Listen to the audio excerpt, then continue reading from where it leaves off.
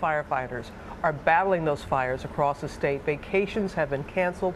ABC's Clayton Sandell is on the ground in Kelseyville, California, inside the inferno. Good morning, Clayton.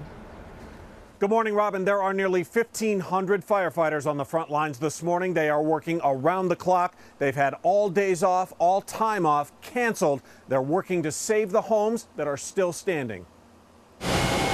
Firefighters here are putting in grueling shifts, technically lasting 24 hours. Well and safe.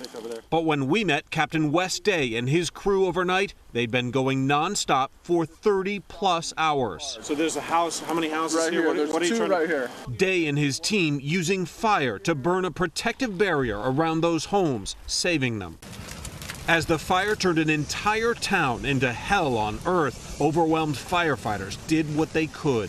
Every engine has got multiple structures to try and protect, and you just can't save everything. Former firefighter Todd Sudmeyer live streaming this incredible scene on the social media site Periscope. They're putting water on this particular house because it's at a corner, and they don't want to lose this corner. In addition to the structures themselves that were burning, the cars that were burning, the trees in the neighborhood that were burning, there's a lot going on. It's very chaotic. With the smoky haze grounding all aircraft, winning this firefight is up to the boots on the ground. This is the danger stuff because it's so fast. 4 firefighters who were burned over the weekend are now recovering, one giving a thumbs up from the hospital.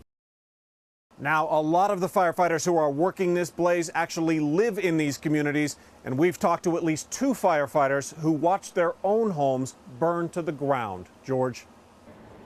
So much devastation out there. Okay, thanks, Clayton. Earlier, I spoke with Battalion Chief Scott McLean.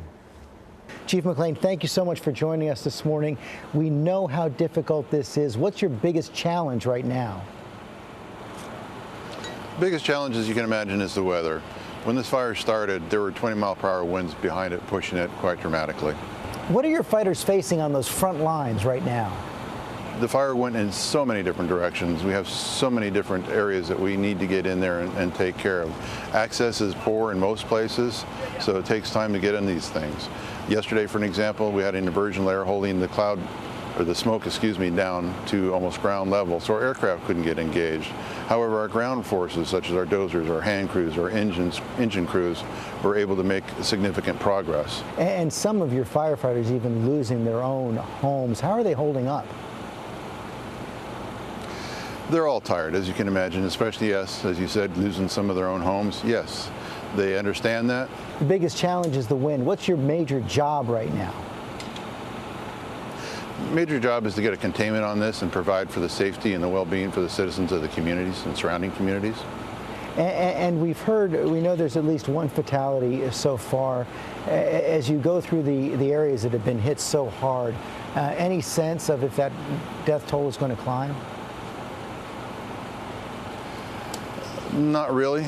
We still have a lot of work to do because this fire basically exploded and went in several different directions, and we need to get a handle on it. Ever had to deal with a fire like this before? Not as severe, no. I mean, we're looking at over several hundred homes or businesses and structures of any type destroyed in just a few hours. Chief McLean, thanks very much for your service. Thanks for joining us this morning. Thank you.